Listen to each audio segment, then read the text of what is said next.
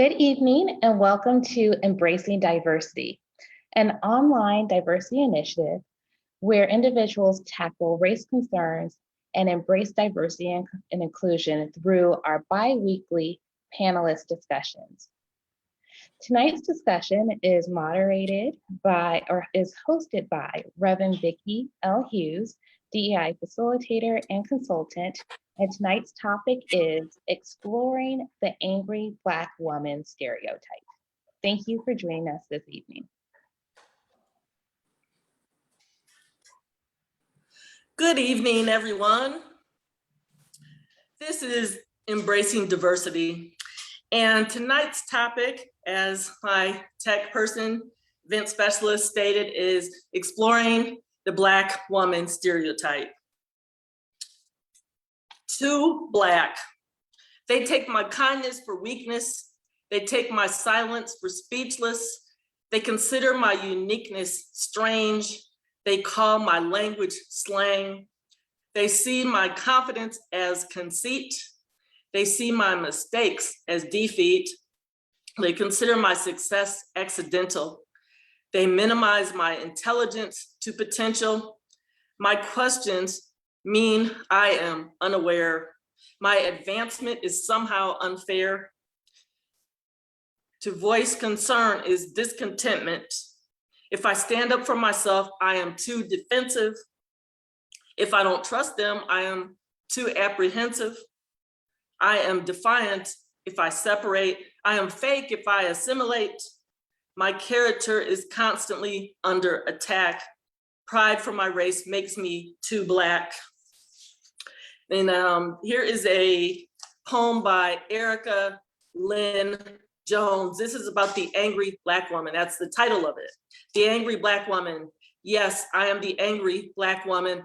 I'm the joyful Black woman, the lamenting Black woman, the terrified Black woman, the lonely Black woman, the disappointed Black woman, the anxious Black woman, the disgusted Black woman, the astonished Black woman, yet still the hopeful Black woman.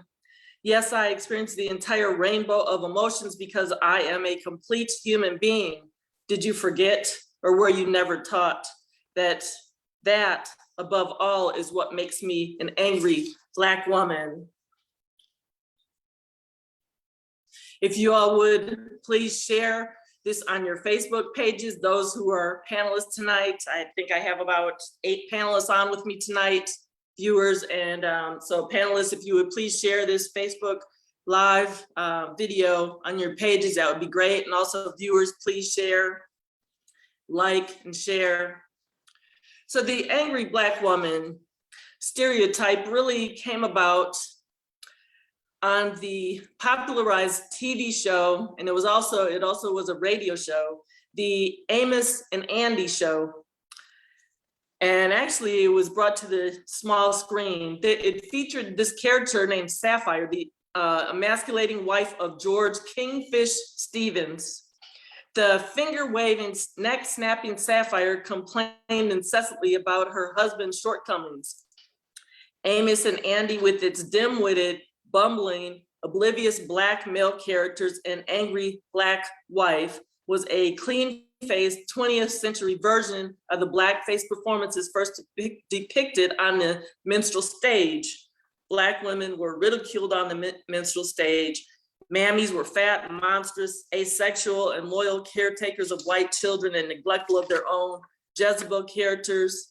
These blustering women yelled at their spouses and acted loud and inappropriately in otherwise genteel public spaces to demonstrate all the ways they were different from white women.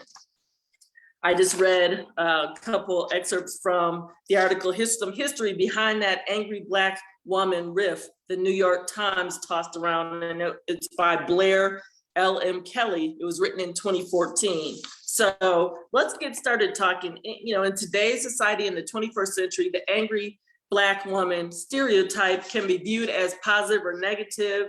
It can be rejected or embraced by Black women. The news media has portrayed several Black women like Michelle Obama, Stacey Abrams, Kamala Harris, and I could use their titles, current VP Kamala Harris.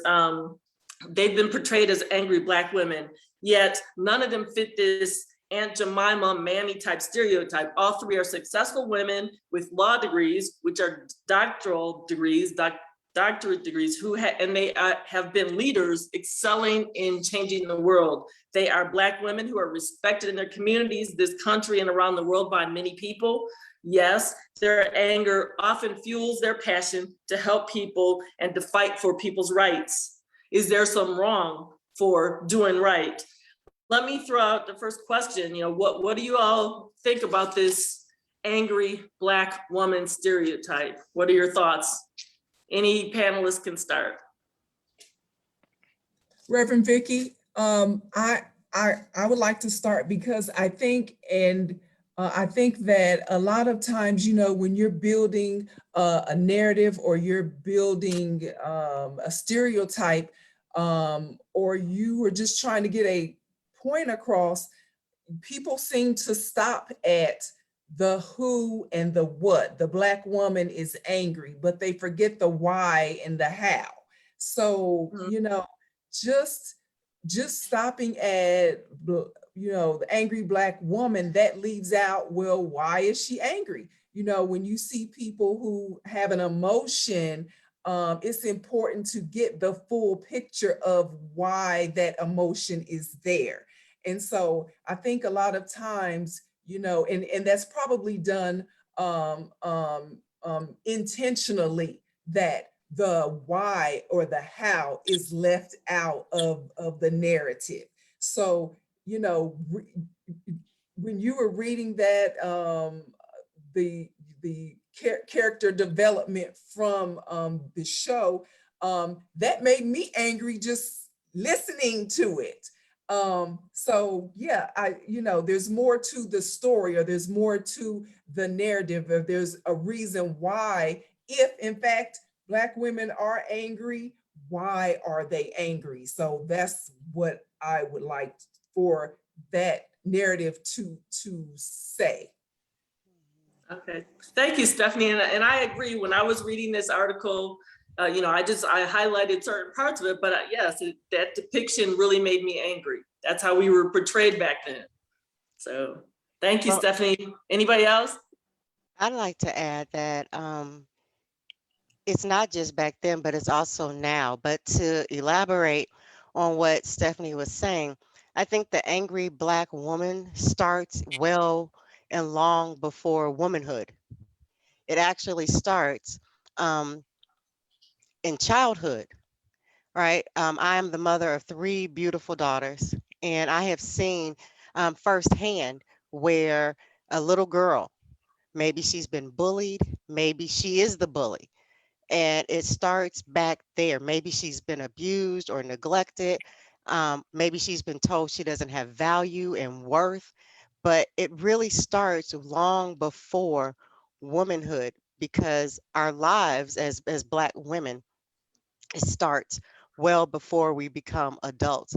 And so when I think about the angry Black woman, like Stephanie was saying, the why, where does she come from? It starts long before she ever even becomes an adult. Just think about the little girls that, or the young ladies, the mean girls from high school, or even those from college. It starts long before we ever even become women. And so I love the place that you started us with, Stephanie, with the why, really understanding the why behind it. Mhm. I'd like to also add to that, the who's determining that we're angry. What's to say that why is it classified as anger or being angry if we happen to stand up for ourselves or happen to disagree with the narrative that has been put forth for how women should be, and especially in this case, in this discussion, Black women. The narrative has been written for us a long time. We are still within a patriarchal environment. And as long as that is foremost, women will always be, who will disagree with the hierarchy or who challenge the hierarchy will be labeled something other than pleasant. It just happens that this time it's angry. I'm of an age where I watched Amos and Andy on television, so I saw the Sapphire character. And at that point, our society was taught, black or white, that women were of lesser importance, or their voices were. And though we may have had the voices of the ears of men, powerful men, so to speak, that phrase, the queen behind the throne kind of thing. And we've had a president whose wife did more policy making than he did, but he was the figurehead in more cases than once. But for women, for Black women in particular, our the narrative has expressed that we're angry if we go against what society would say we should be. So the angry part of it is not necessarily why we may be act how we are, but who's to say that we're doing it because we're angry? Great points. Yeah, I'd like to jump in because I too really like what Stephanie said about the why. And I think as people act out on their biases and their prejudices and they become aggressive, right? The response of any of us get angry when we're feeling attacked or feeling aggressive. And this stereotype of angry Black woman now becomes a way for that aggressor to diffuse and somehow lay blame, right? They can kind of shut off that idea that I was an aggressor here, perhaps, causing this kind of reaction. Oh, you're just an angry Black woman, right? And so now that deflects from my aggression and I don't have to own my own biases and prejudices as a result. Thank you, Susan. Thank you to everyone who has talked so far. It's like I was going to add one other thing in doing some of the research in preparation for this discussion. I came across the discussion about that Sapphire caricature, and the Ferris State University has a Jim Crow Museum of Racist Memorabilia.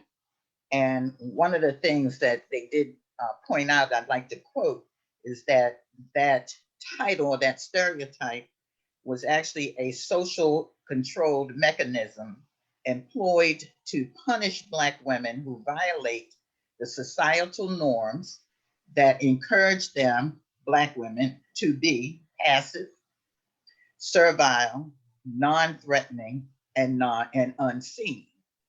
And so that phrase, angry Black woman, was in fact employed to punish, because in most instances, when you're angry, they no longer want to try to figure out, as Stephanie said, why are you angry? What is the cause for this particular response or behavior? They're trying to quench the behavior. And we see that in quite a few segments of our society, be it against Black women or justice, injustice, education, so forth. It's a thing to squash the protest and instead of trying to find out why we're protesting. Okay. Thank you. Thank you, everyone who's talked so far. Is Vernon still on? Let's see. Let's try to make sure no one has dropped off. I'd like to say something. Okay. Is that Kim? No, Deborah. Oh, okay. I'm sorry. Okay. I really appreciate the analysis in a patriarchal society of the role that is being given to women or not being given to women by these stereotypes. And well, I'm certainly not part of the Black community. In the Jewish community, there are also stereotypes the Jewish mother, for example. It's been part of television, comedy, you name it, and it's not pretty. And it basically, it's a scapegoating mechanism where that Jewish mother is seen as over controlling and somebody who is living vicariously through her children and overprotective and basically a sort of mini monster, excusing the children and everyone else around her from their responsibilities for their actions, and minimizing the woman who has spent her whole life taking care of everybody. And one of the things that comes to mind about this is that there has to be some revolution at some point against this kind of stereotype. And when there is, you're called angry or other words. And I can recall back in 1970 being involved in the first Women's Liberation March in Manhattan and down Fifth Avenue, right? And many of us were passionate. Many of us were Jewish, by the way. We'd had enough. But the pushback, the societal pushback was amazingly fierce. And it came from all different places. And I think that's what you're looking at when you have that angry stereotype, some way to scapegoat and to make you invisible and irrelevant and basically unimportant. Don't pay attention to her. And that's what we are, I think, those of us who are in leadership roles have fought against our entire lives, one way or another. And yes, I am a Jewish mother, and I'm very proud of it, by the way. Okay, thank you, Deborah. Okay, Vernon, let's hear from a man. I think we just have one on tonight.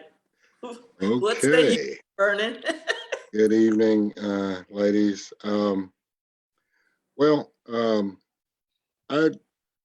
do a lot of reading and teaching in Sunday school, and one of the books that I found in my teaching a class was called The Crunk Feminist Collective.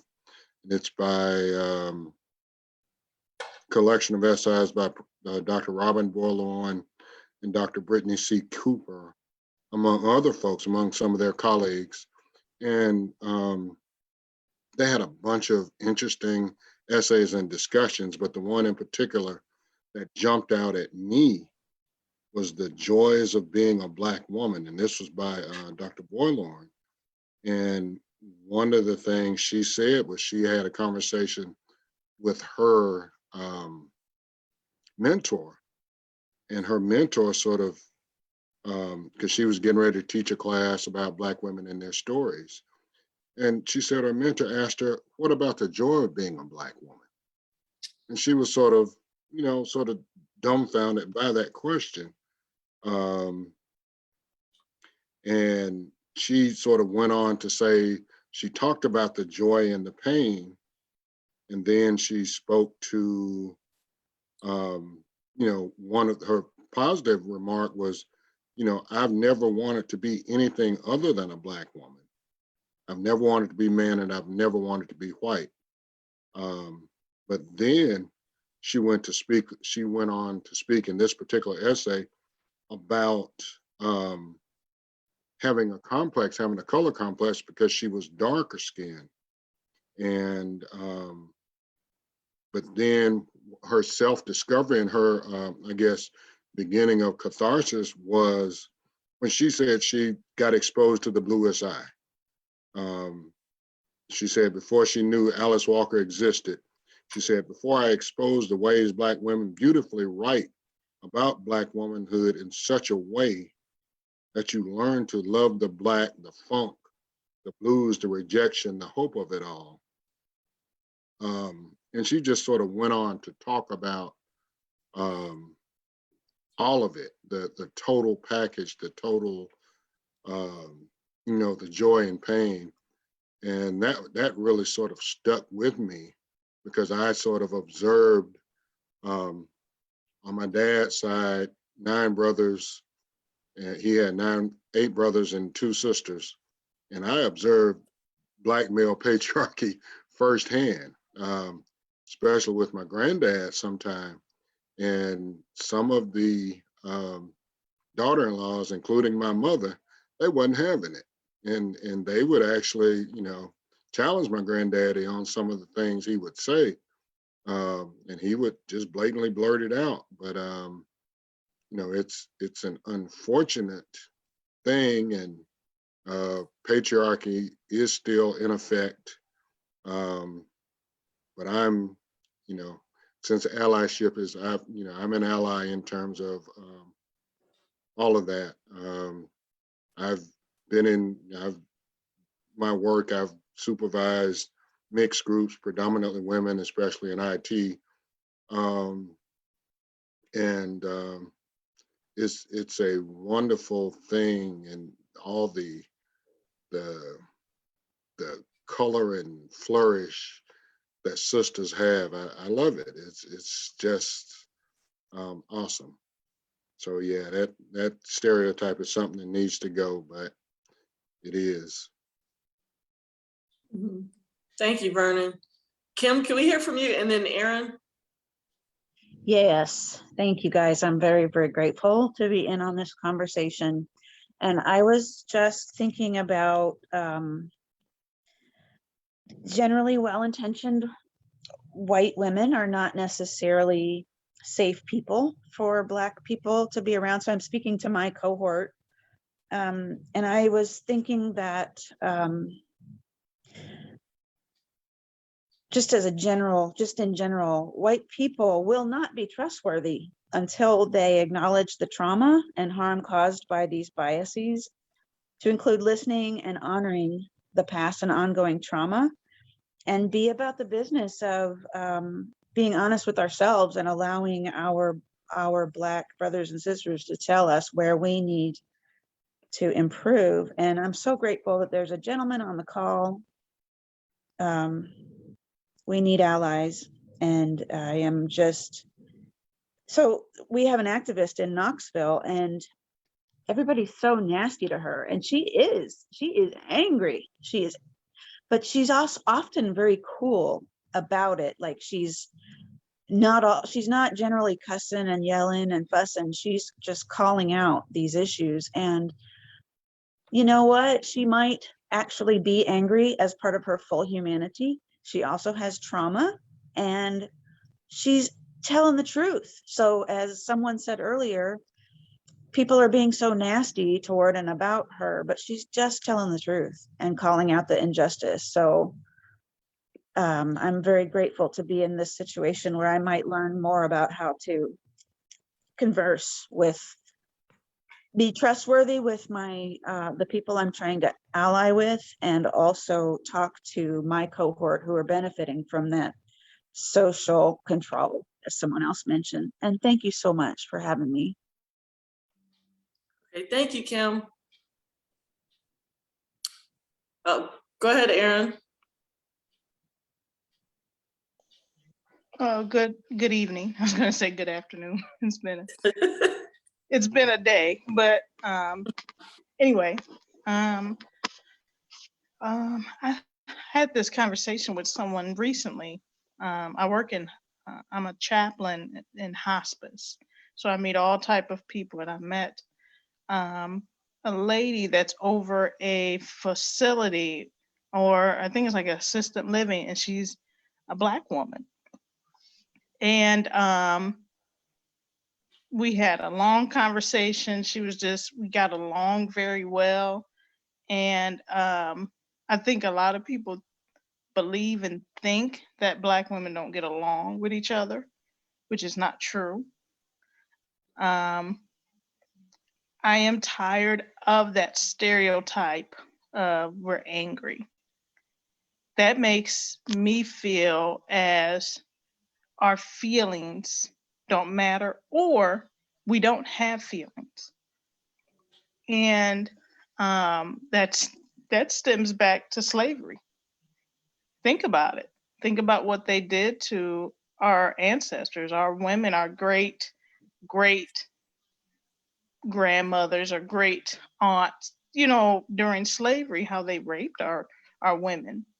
And they had to birth children, and even today in certain hospitals, there's no telling what they're doing to our Black women in the delivery room. I've heard stories, and it's horrific. And they're in pain, and there's no help for them. And it's just, where did this come from? As if we don't have feelings. So if we voice something, we're angry. I've been in rooms where I'm the only Black woman in there, and they're gonna know I'm Black. Because first of all, I'm gonna be myself. And I had in the back of my mind, oh, what if they think I'm angry? Because I expressed a feeling that I disagree with. What if they think, because I'm looking at their face expressions, but it's not fair, because I've seen white women get angry. And I've seen, certainly we've all seen white men get angry. And nobody says anything. Nobody blinks an eye. But when a Black woman or Black man gets angry, all hell breaks loose. And how dare we get angry? How dare we have feelings?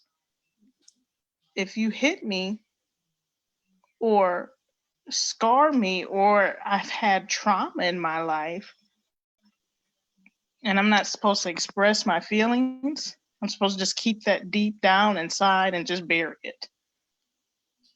And we're even taught that in our families. I was raised by my grandparents, and my grandmother has told me certain things, and I cry. She's passed on. She's gone to be with the Lord now, and so has my grandfather.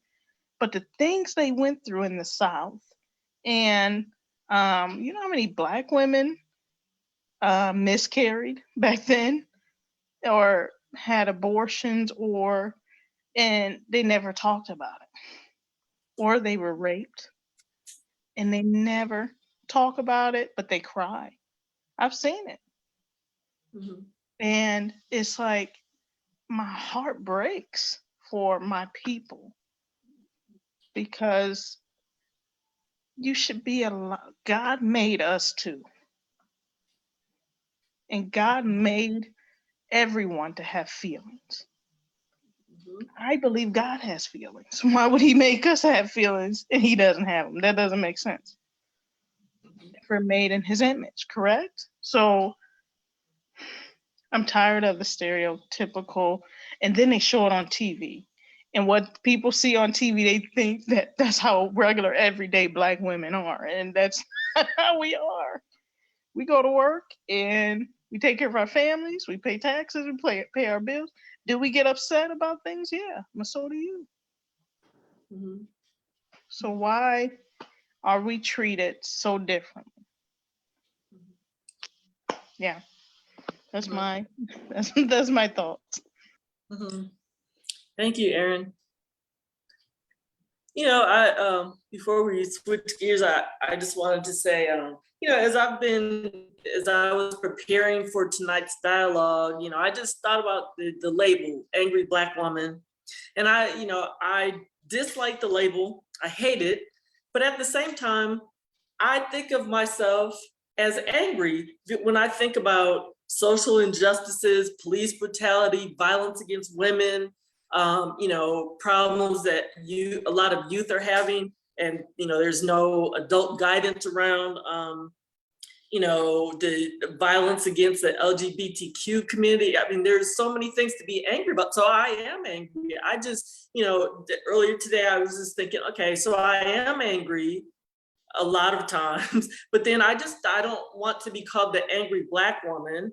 I actually came up with the term angry activist. I like that. So anybody else have any thoughts? I am angry. I'm just not angry all the time, and I'm not an angry Black woman. I'm just an angry person, an angry human being. Anybody else want to comment on that? Yes, I would. I just want to say, you know, I felt Aaron's pain, and it certainly resonated with me.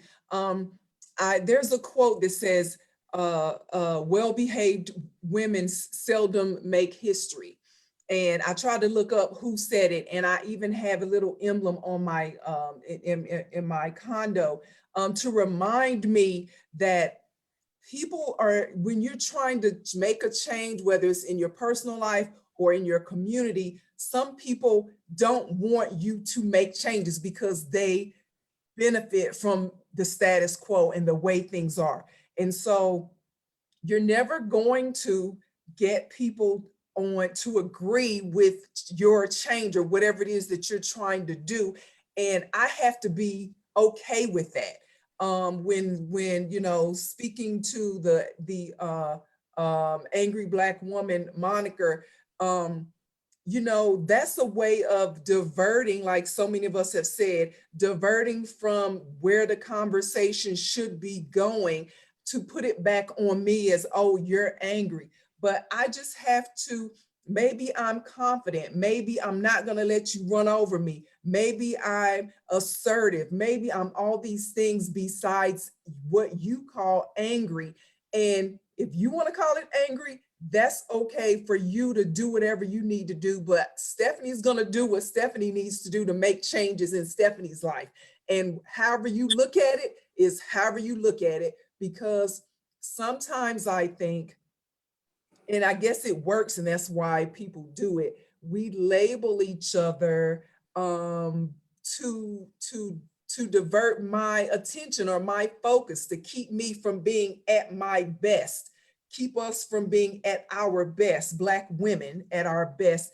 And so because women are often said to be too emotional anyway, well, let me throw this anger emotion on Black women, and they'll be so caught up in, oh, I don't want to seem angry, or, oh, I don't want to do this, that, and a third, that they are going to be sidetracked from where they're really trying to go. Because if we know our power, we will succeed. We'll keep going. We'll keep pushing. And so I've just gotten to the point in this past year and a half, and I guess sometimes you just feel like there's more people are just going to be humane at the end of the day, and then you watch a man die on national, on TV, on video, and another man, and it's like, oh my God, you actually like killed this guy in front of the world. And so why am I putting on for you? Why am I trying to placate you? I'm not going to do it anymore. However you perceive me is however you perceive me, but I'm going to do what I need to do. And if you think I'm angry, then so be it, but I'm moving on with my program. And that's the mindset that I have adopted. And I think a lot of people have adopted. Okay, thank you, Stephanie. And I'm getting ready to switch gears and shift to another question. But Stephanie, could you tell us what your career is? What is your job? Because I'm going to ask the other women and one man we have on to say our occupations, because it's related to my next question. So what do you do for a living?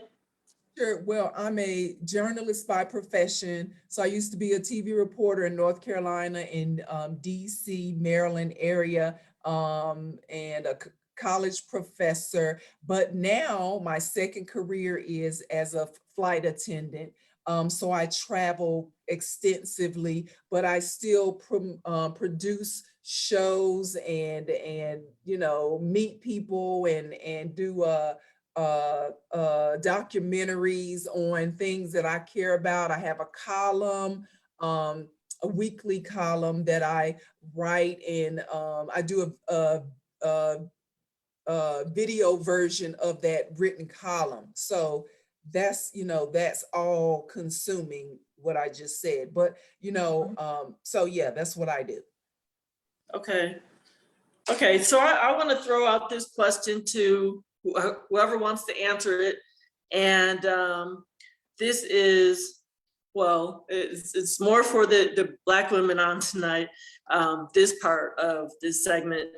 How does this angry Black woman stereotype affect you or us as Black women in the workplace and just our overall mental health? Who wants to answer? And again, if as you all are answering this, since I did mention workplace, if you would tell us what your career is, what your job is, that would be great. I'd be happy to go and answer.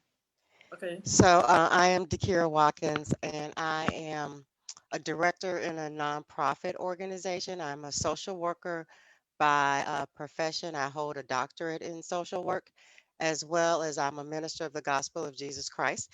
And so that combination is very powerful, and it is also very empowering. And when I was thinking about some of these questions, it immediately took me to an experience I had when I was younger. When I first earned my doctorate and I had my first real job as, back then it was Dr. Walker. So my first job as Dr. Walker. And I remember just being so excited. I was like 36, so I was still like a young little whippersnapper, right? And I was so excited for this opportunity. And I remember there was a white male who had his doctorate. There was also a white female who had her doctorate.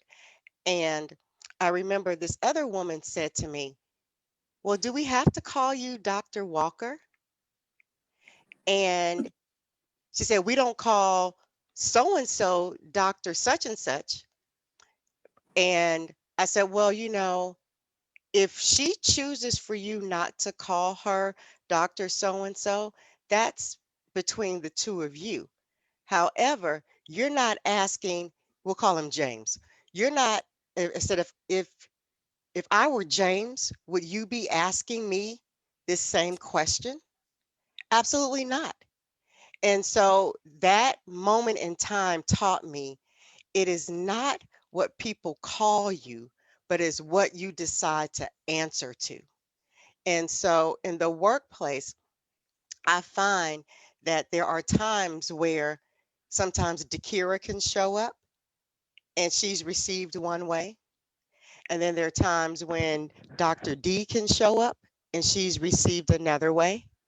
But then there are times when Dr. Watkins must be in the building and she's received completely differently. And then when Minister Watkins shows up, it's a completely different space. And I think one of the gifts when Vernon was talking about the joy of being a Black woman, it's the multi dimensions that we have. And I think that sometimes we get so caught up in wondering what the world thinks about us that we forget what we know about us and what God says about us.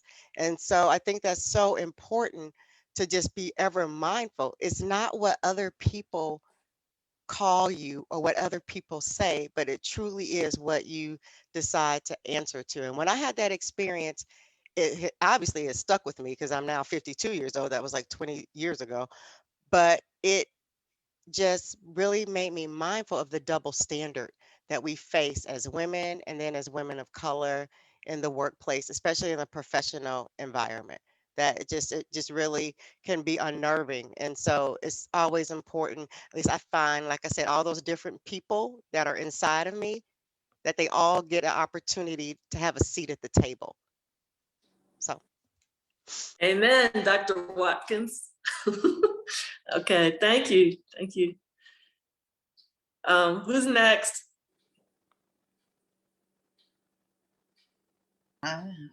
If it's, I'll go next. Okay. Reverend Rita Briggs. I'm an ordained Baptist minister. I am a chaplain by training. However, I've never held a paid chaplain position. I volunteered as a chaplain for several years. I am a retired federal government employee, retired. And after 30 years, I've been where Erin was saying she's been the only Black woman in the room.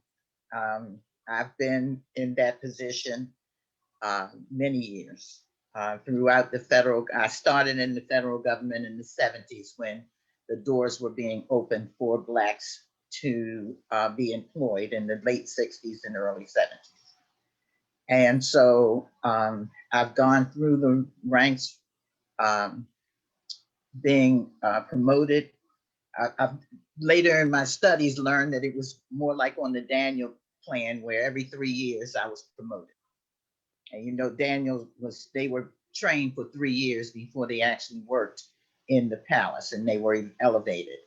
So I've been there as a Black woman. I have felt pride as well as anger. I guess that's the best way to say it, that for me to be elevated or promoted usually meant that a Black man did not get promoted. And so I was put in a position where for my success was somewhat anti-Black man success.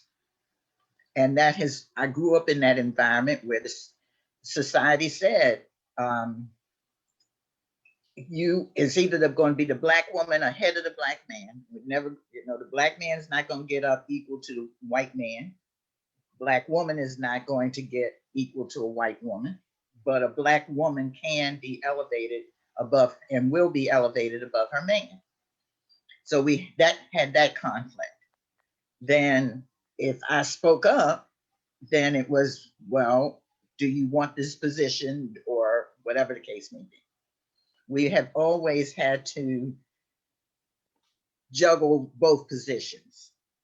Whereas you go to school, and as a Black woman, you want to go to school and you get your education and you want to use it.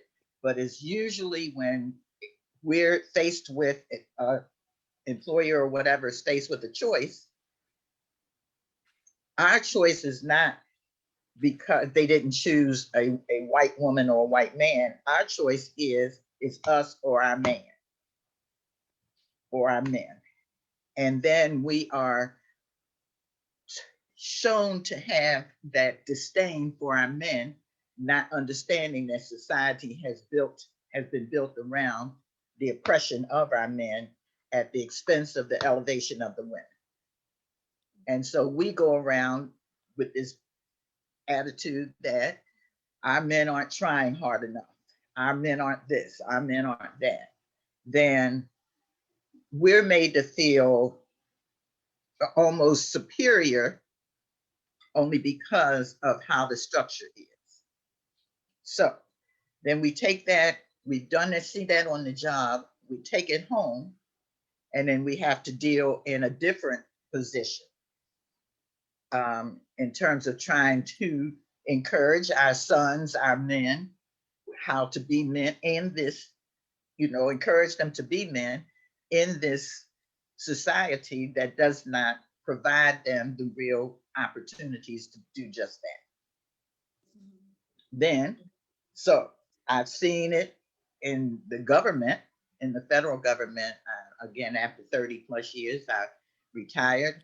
I've seen it in when I worked retail. I've seen it when I did substitute teaching. I've seen women, Black women, the joys of being a Black woman and all the different nuances thereof. Nurturing, hardworking, whatever we could do to take care of our families, we are expected to be able to do.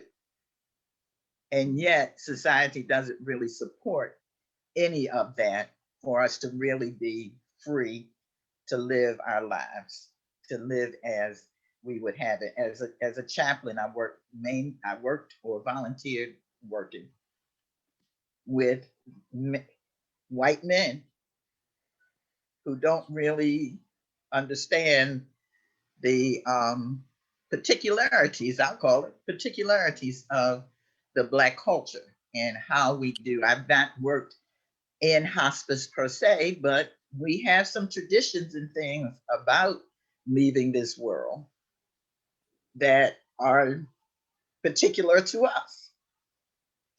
But that's not really acknowledged. We're supposed to fit within the confines of the books.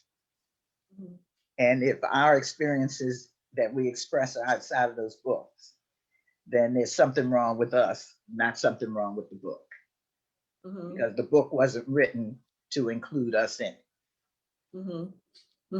But we are not to get angry or express any real dissension, because we haven't been in the environment long enough, but the other culture has been there quite long, and so we don't know what we're talking about.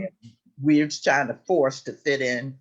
We're round, but they're gonna force us to fit into a square, and then want to know why we all bulged up and bound up, and when we're not able to be free. So I've seen it in the government, I've seen it in chaplaincy, I've seen it in the church. Okay, and in the church, and I'm a Baptist by baptism and ordained. I was raised United Methodist, but as I said earlier, this patriarchal environment, this patriarchal hierarchy is very much present within the church. Even we talk about angry Black woman as relates to more like the dominant or white culture. In essence, the angry Black woman is any woman, in this particular situation, Black, that goes against the hierarchy of patriarchy.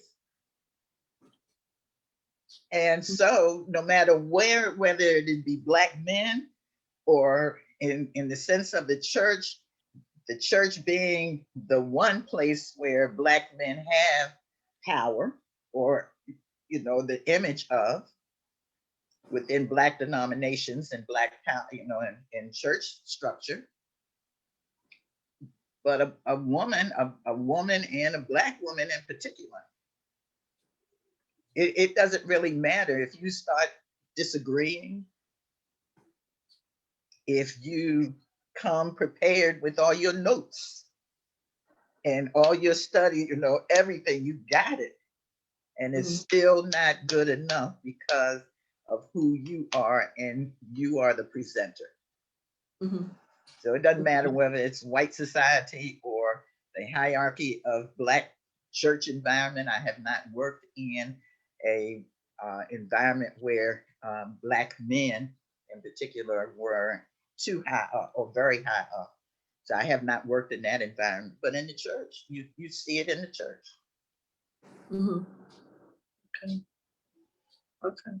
Okay, thank you, Rita, Reverend Briggs. Aaron, I don't think we've heard from you. So you're the last one of the Black women on to, how, if you want to, I know you've talked about being a chaplain on tonight, but you want to expand a little more? How does, this angry Black woman stereotype affect you at work with the staff as well as patients? Yes, I remember getting my clinical pastoral education to become a chaplain. And I got it in Milwaukee, Wisconsin. And I remember during my clinical hours, I went to a patient, I'll never forget him. He's an older white guy. And I went to visit him. I was like, well, hello, I'm Chaplain Aaron, I'll be your chaplain. And right away, out of his mouth, he says, you're one of the good Blacks. And I said, well, what do you mean? Well, look at you, you're working. And I was like, well, there's a lot of good Black people out here. We We work, we do well, we take care of our families. And I said, well, you're an okay white guy. I think I got in my feelings. So I said that to him and he laughed.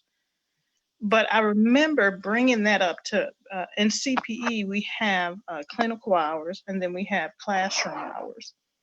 And that's where the student chaplains get together with our supervisor. And I was one of the only Black person for just a little while. And then there was another Black woman that came and joined the class. And she, I guess, was a little more aggressive and more outspoken than I was. And they really kind of stood back from her, like, oh, you know. But I remember bringing that up in my class, and the white students and my white supervisor said, well, pretty much the way they said is like, I made it up. Oh, you know, maybe it wasn't how you think it was. And I notice a lot of white people do that. When it comes to racism today, they're like, well, maybe it's like we're making it up. And it's like, so diminishing my experience. You made it up.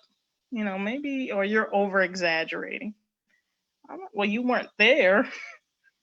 And I did get upset, and they probably was like, oh, well, who knows what they were thinking in their minds. But if Emily, which was a white chaplain, she's a reverend as well, if she would have said that about a Black man or a Black patient, I wonder how they would you know, take her feelings. You know, they probably would believe her, but it seemed like they didn't believe me. Now, I work in hospice. I've been a hospice chaplain going on, I want to say 3 years now. And the first hospice company I worked for was back in Illinois. And I was in the office with one of the nurses, and it was just me and her. And for some reason, and like Rita said, with the white male chaplains, dealing in hospice with our people, first of all, we're going to take care of our elders. If we allow hospice in, that's a privilege, because we ain't gonna do that. We'll take care of them ourselves. And I understand that. So when I have Black patients and I meet their families, I automatically know. I know how they feel, and I know how they white patients and their white families are very different. They're, a lot of them, I hate to say it, a lot of them are like, here, take them, and I'm done. I'm through, I'm done with them. I can't handle it. I can't take care of my mom. She's just, not all of them, but there are white families that will just say, here, take them. I don't want to deal with it. I'm done. I'm stressed. And when going back to this nurse, she was saying these things about Black women. And it was just me and her. And I know I'm light skinned, but I'm Black. And that might be another discussion. A lot of people, even my own people, will say ignorant things to me. Oh, you're light skinned, so white people accept you more. That's not true. I'm still Black to them. So, but that's a whole nother thing. But with this nurse, she was saying, well, Black women are this, Black women do this, and Black, blah, blah, blah, and they got their attitude, and I'm just sick of it. And I'm like, whoa, what happened to make you, first of all, it's in you. She's a lady from Wisconsin, Winthrop Harbor, which is in Illinois, and very racist area. Illinois is very racist. Chicago is actually one of the most segregated cities, even today. Milwaukee is as well. You can see you can literally like see a line drawn in the sand where there's the white side and then there's the black side. It's very segregated, very racist up there. So she was just saying all these things about Black women. And I thought in my mind, automatically, I worried for our Black patients and their families. And she was taking care of these patients. And I lie to you not, I had a patient, he's passed on because he was like 100 and almost 107. I swear he was. So beautiful Black man. And he told me, he was like, she's racist. He's like, I grew up in the South. I know it. She's racist. She can come in here if she want to, but she's a racist white woman. And I was like, oh my God.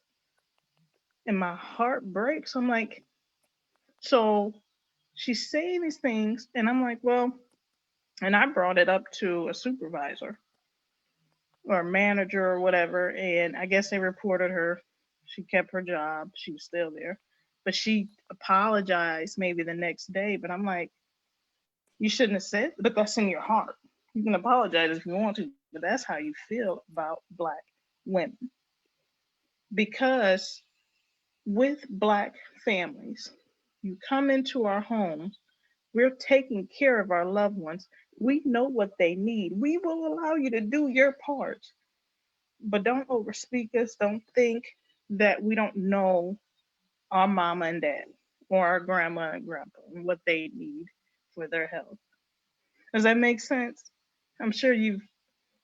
So I've seen these. Eventually, she ended up getting laid off or fired or whatever because she continued her racist ways, and didn't care. She was like, yep. So yeah, now I work for a hospice company here in Georgia. I get, and I work in the church as well, but with male chaplains, I will say this, the white male chaplains treat me much nicer. They're like, Aaron, what do you need? What do you want? We're here for you. You can, but I've noticed, I worked for 2 different hospice companies here in Georgia, and the Black men have a problem with me. It's like they're intimidated. I'm not gonna lie. If I ask them a question, they look at me strange. If I ask for some help from them, they just like, how dare you ask me? And I'm just like, aren't we both Black folks? Shouldn't I be able to come to my brother for help? But in ministry, I have noticed that, and like Rita said, in ministry, the Black men, they really don't want to hear from a Black woman. You sit down and be quiet. And how dare you be a minister in ministry? So that's my experience. So. Okay. Thank you, Aaron. Let's see, Susan, or let's see. Susan, are you still on? Yes. Okay. Susan, I'm calling you specifically for a reason. Okay, so Aaron, when Aaron was talking, she said a lot about some different things, but one thing that really stuck out to me was when she was in her CPE class, which is clinical pastoral education. I went through the same thing as a chaplain, and Rita went through it also, Reverend Briggs. When she was sitting there talking about her experience, and how she started talking about being labeled as this angry Black woman and just certain characteristics about her that whoever this patient was didn't like. When she talked about it, they're like, oh, you're making that up. It wasn't as serious as you thought, most likely. What do you think about that? So there are a couple things that Aaron said that really stood out, and that was certainly one of it. I think what happens when you're part of the majority population, you're the fish in the water. You don't realize that you're in the water until you're taken out. And so it's easy to go through life just kind of ignorantly thinking, of course, everybody sees the world this way. Of course, everybody has these same experiences than me. The pride in the color blindness helps to, not have to see or face the systemic stuff that's going on, the issues and that others face who aren't part of the majority. And so it is a pretty common response. And what do I think about it? I think it's pure ignorance. I think it's the inability. White folks haven't had a lot of experience with different people who are different from them, people of color, whether it be Black, Native American. I'm actually Native American, registered Native American as well. And so, it's one of those things where it's like, oh, Susan, what do you think? I get those kind of questions too. And I'm like, why are you asking me? But it's just, they're not able to, it's just that you can go places where it's all white, and insulate yourself and just go through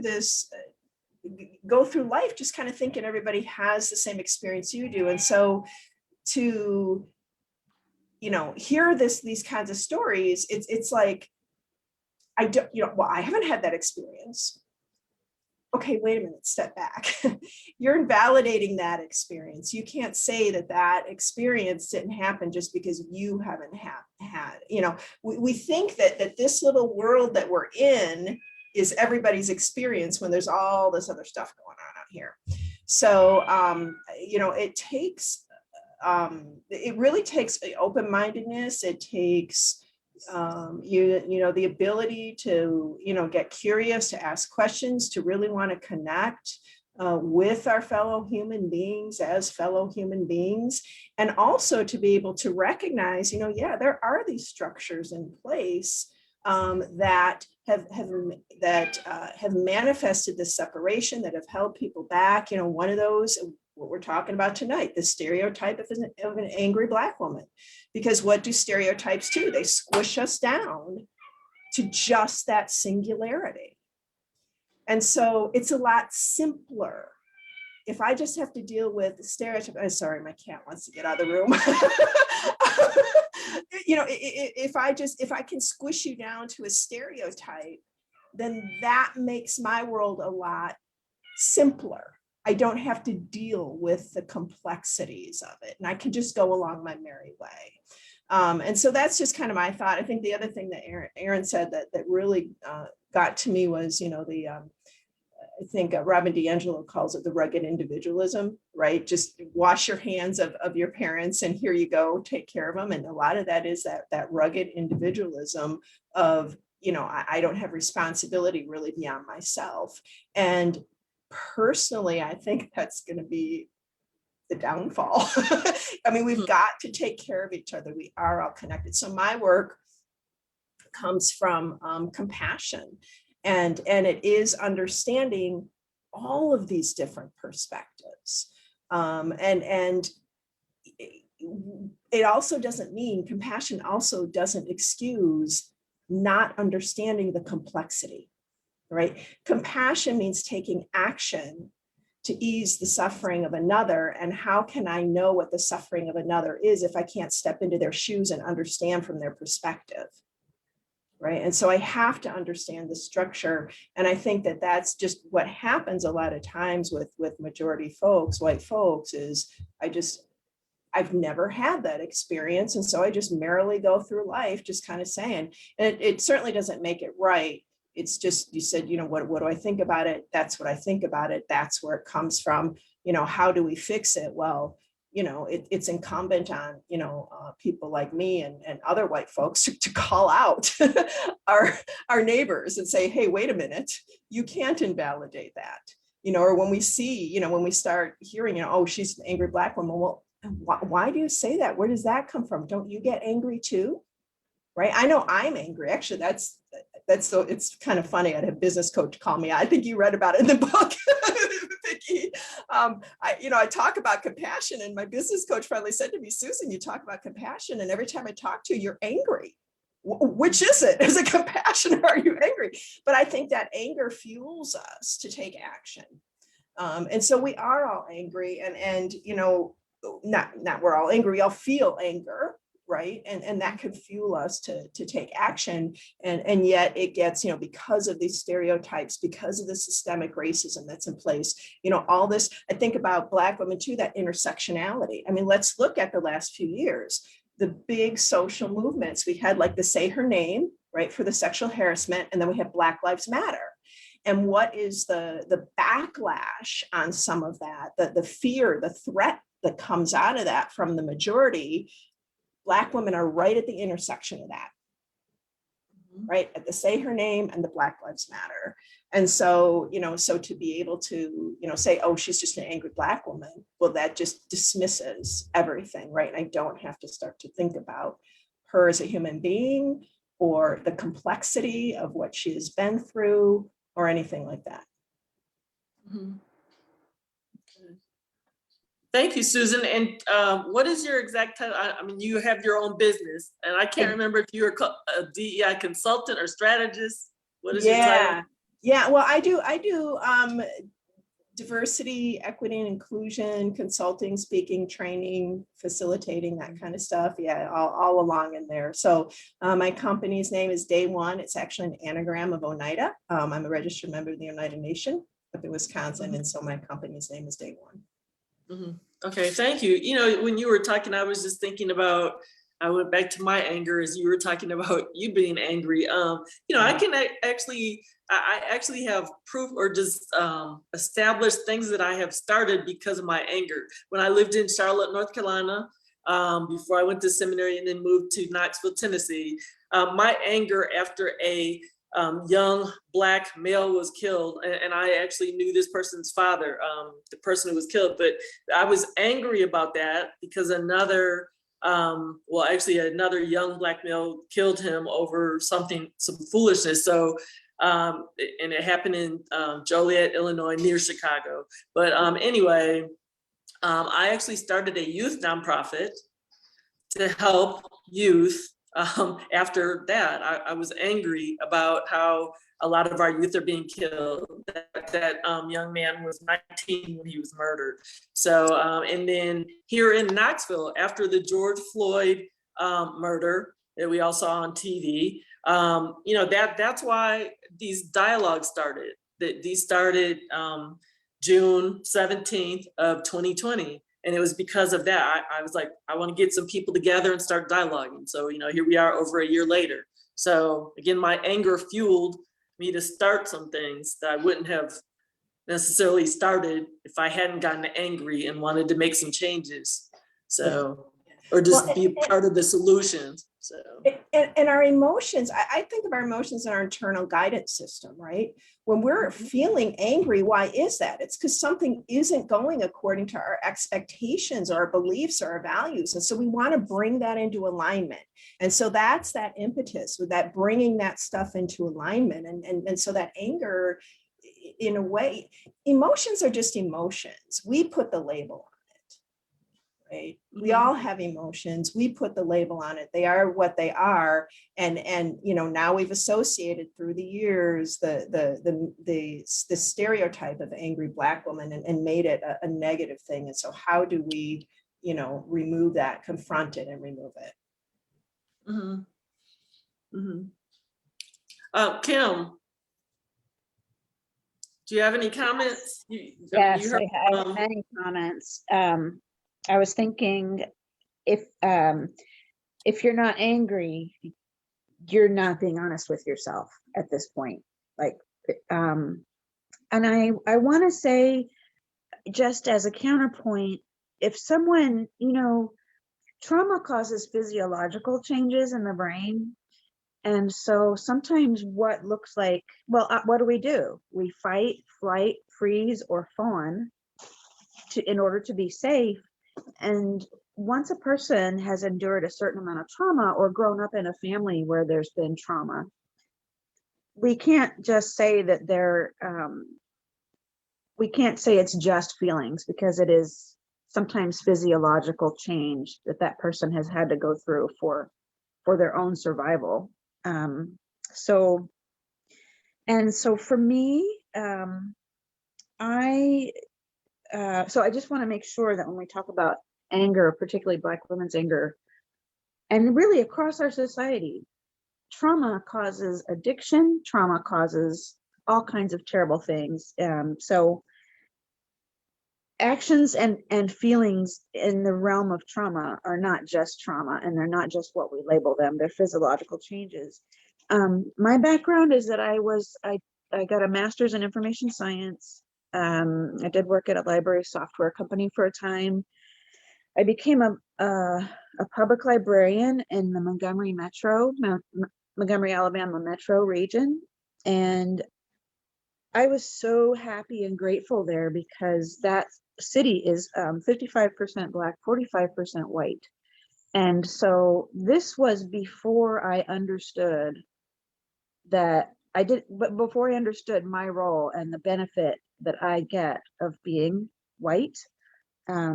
So, in Montgomery, everybody's working side by side for something better. We're supporting the teachers, we're supporting the schools, we're calling out this, we're building a memorial to that. We have the Southern Poverty Law Center.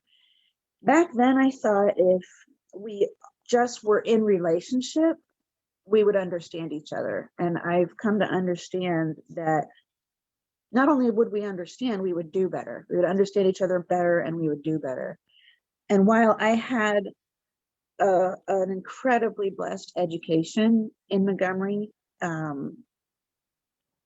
with regard to civil rights in general, and general humanity, and poverty and discrimination and whatnot,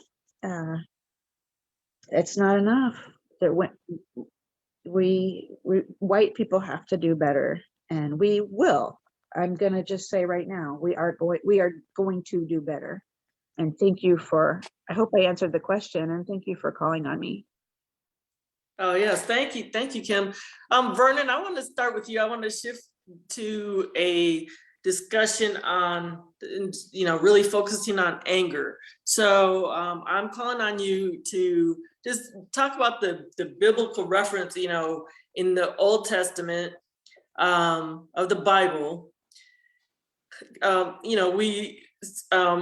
Those of us who read the Bible know that God was portrayed as he or she, depending on how you reference God, God would get angry at the Israelites whenever they were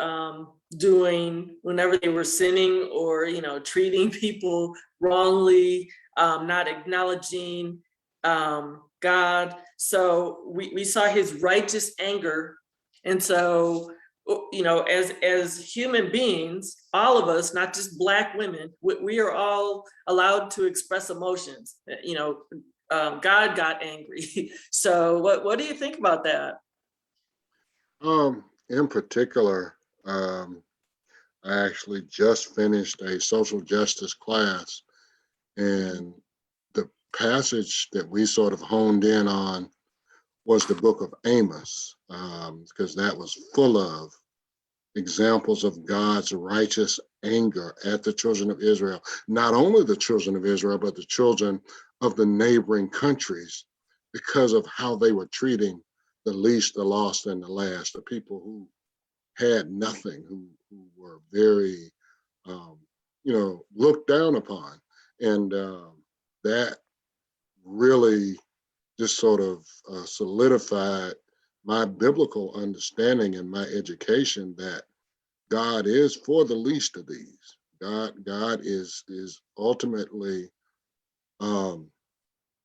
not necessarily, if Jesus came back today, for those who believe, Jesus, in my city, Atlanta, for example, Jesus wouldn't be hanging out at the Capitol with Governor Kemp or with those folks.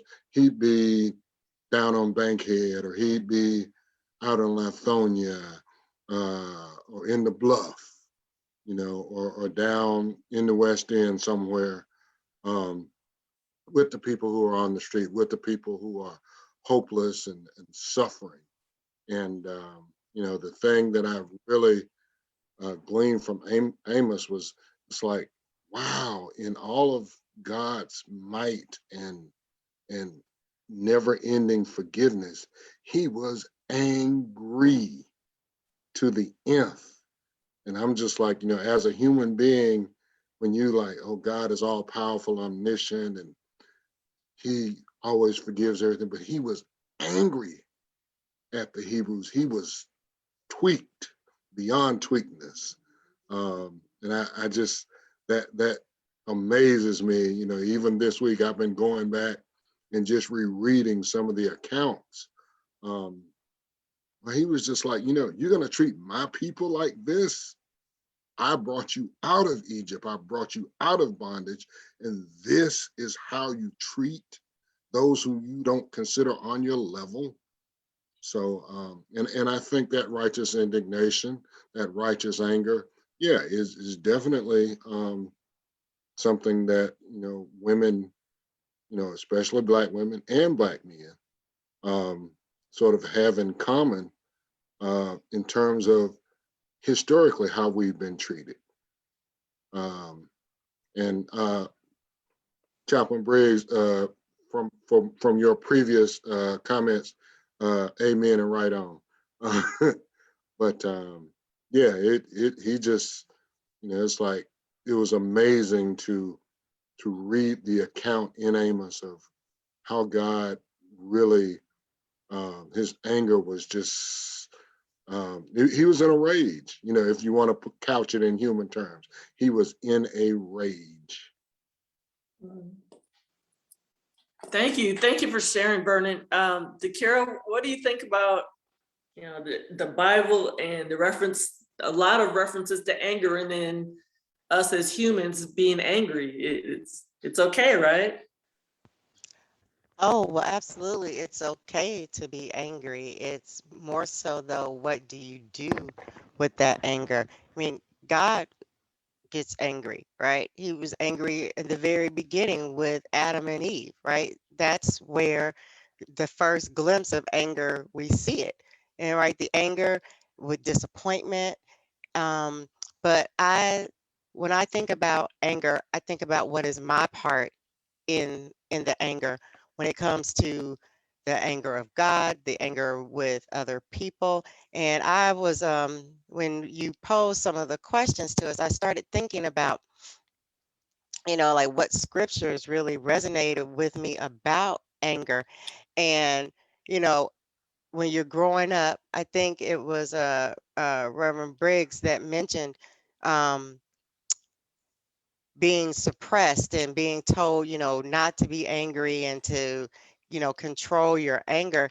And I was thinking about what are all the ways that we try to tell people to like manage and control their anger. And I got stuck around Galatians and being focused on the fruits of the spirit for me. Like what helps me when I am angry? What helps me when I am frustrated? What helps me when I'm upset, and try to bring myself back to center? Because when a person is angry, they can say and do things that are either out of character, or technically it is their character, and we're just seeing it um, in real life now, that they've lost their filter, that they're at that place of wrath, because it will bring forth, you know, that a hasty temper or harsh words.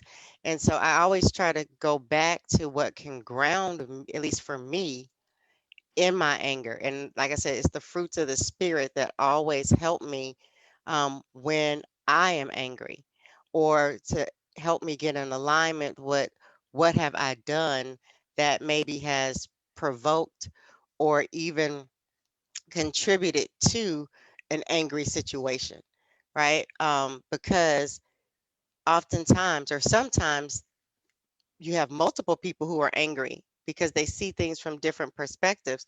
And before you could ever get to healing and resolution, you have to first get yourself centered and in control so that you can even hear what the other person is saying, or to respect the other people's view and opinion so that you can get to some resolution and some solution. So I always try to find what can ground me and what can bring me back to being in that space where I'm operating from my best place, no matter what the circumstances are. Okay, thank you, Dakira. Let's see, anybody else want to comment about the biblical references to anger and what we're Sure. supposed to be doing? Sure, Stephanie? I would Okay. like to comment. And so I'm not a theologian, but I do read the Bible and I do go to church. So we know that even God got angry. So that shows that being angry can be justified sometimes.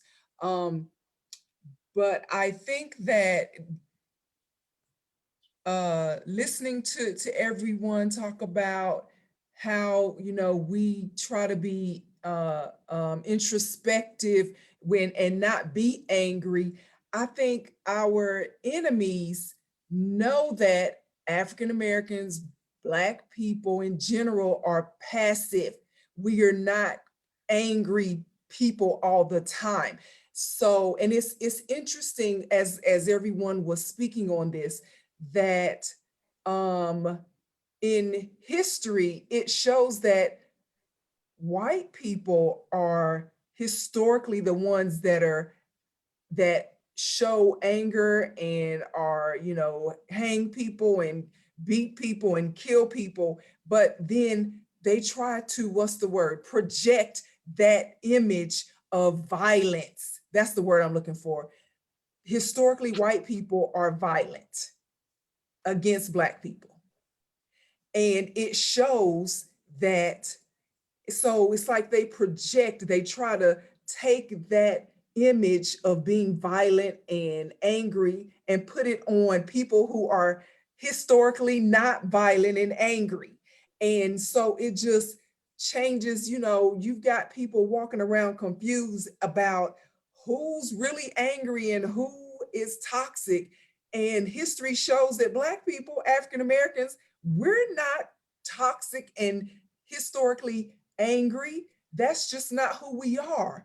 And so I wanted to ask a question pertaining to, there was a woman, her name was Dr. Susan Moore, I think, Black woman who died of COVID in the hospital. And she made the video on her social media, I think it was Facebook. And she was saying, my white doctor didn't even examine me, didn't touch me, didn't do anything to diagnose that I was feeling a certain way versus what I told him I was feeling, because she's a doctor herself. And so she died. And the first thing that white doctor said was to go and protect the white nurse and say, oh, this woman was she was exaggerating, she was hard to deal with. Now we're in the middle of a pandemic and you've got people dying, people showing up at the hospital who've maybe never been in the hospital, they're sick, they don't know what's wrong with them, they don't know if they're going to die because other people are dying around them. And you are acting like this Black woman is just being so unreasonable with her assertion that she needs help and needs to be taken care of. And you villainized her. So I wanted to ask Miss Susan, in that instance, with that, and Miss Kim, how did you guys feel? Are you familiar with that story? When you heard about that, what was your reaction? Because it seems to me that, we can sit amongst ourselves and talk about this, and we can hear you say, we understand, we know what you're going through, but what in the moment when you hear things like that, when you see videos, when you hear feedback, how are you dealing with that? What would, so, I mean, I just throwing something out there, but hopefully it was it pertained to, and I answered the question pertaining to the biblical reference. So I want to jump I'm on going that. to, go ahead. I'm going to jump on it because I'm just going to be frank and say that at that level, I mean, there are documented studies. This medical establishment absolutely does continue to say dumb crap like Black people don't feel as much pain.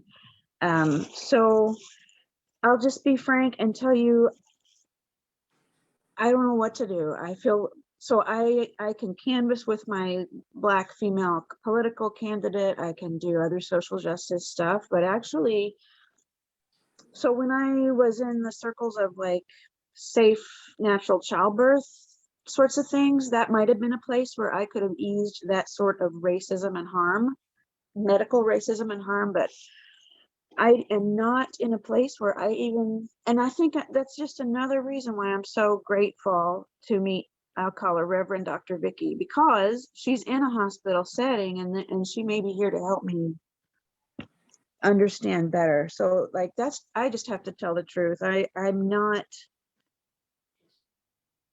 I'm feel it's never enough. I'm feeling pretty good about the self-examination and work that I'm doing. But yes, what is happening in hospitals and what is happening with regard to the pandemic and the harm done to people of color, it's unconscionable, and I'm flummoxed, and I feel such despair, and I hope that something will become apparent to me. Thank you for that question. And I will say, I heard the question a little bit differently. How do I feel? And I'm going to edit myself because right now I just really want to curse and it makes me freaking angry. When we treat each other, no matter who we are, as less than human, it is infuriating to me because one of my deepest held beliefs is we are all connected. And I would say I'm not from a spiritual tradition of many of the reference in the chat here, but to me, we are all created of God's stuff, right? If God is omnipresent, there's nowhere we can go that is outside of God. That means we are all part of that. And so we are all connected. And so, one of the reverends can fix my scripture on this, but what I do to the least of these, I do to, to others. And it just infuriates me because, I never met my Native American grandmother because she was allowed to die in childbirth this is part of my family trauma, right? With a baby who died. And that's the only story that my mother ever knew. When my mother was my age now, in her mid-50s, she actually found out that she had a sister. Her mother had twins, and it was only one baby that died with her mother. The other baby lived, and her father sent that baby to live with family on the reservation.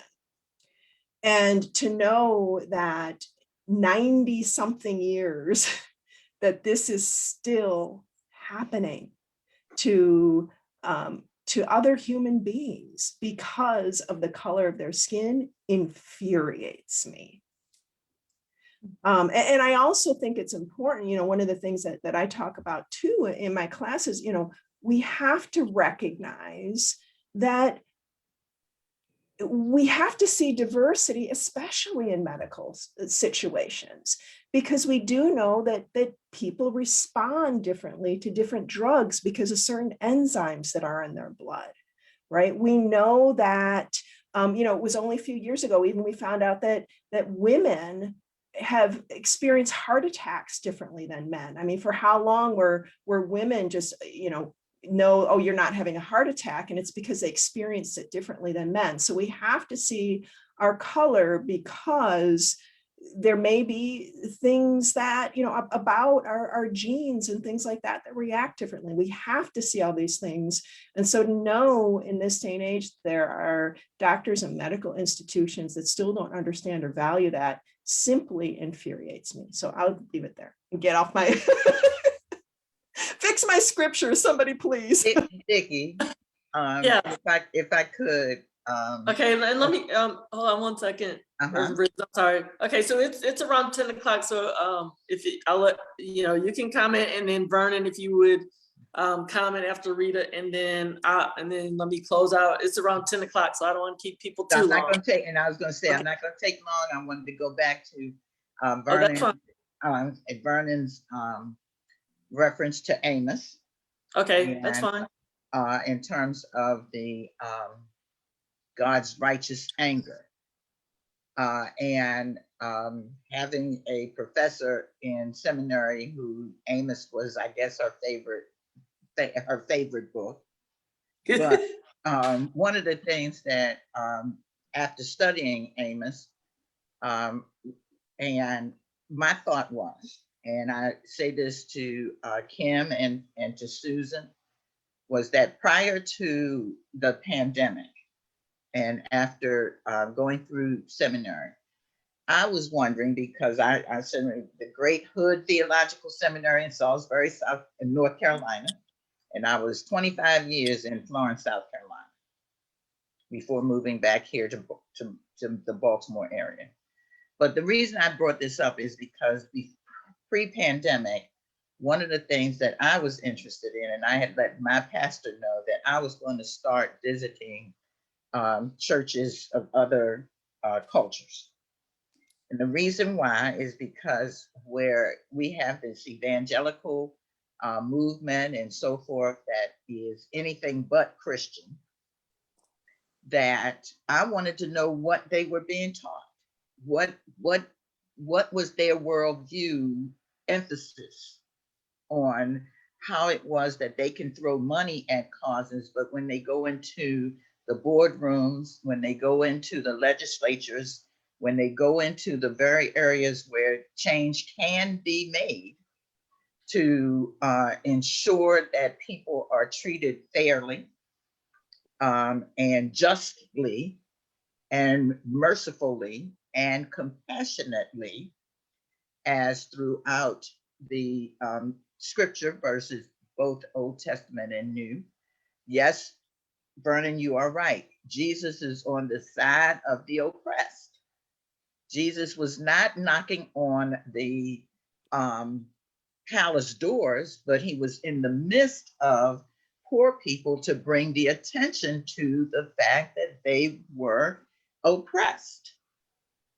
And he was such that, today he would have been considered a gang leader, going through these towns and going through and trying to draw the attention of the young people who did not have anybody that was concerned about them, and how we classify the bad guys in terms of young people in gangs.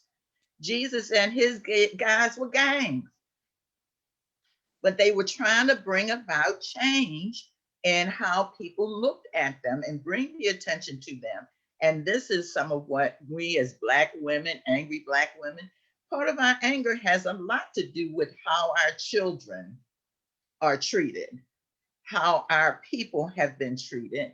And it's been put on us. We're the ones that have to carry it, because first off, we're still kind of felt like we're safe.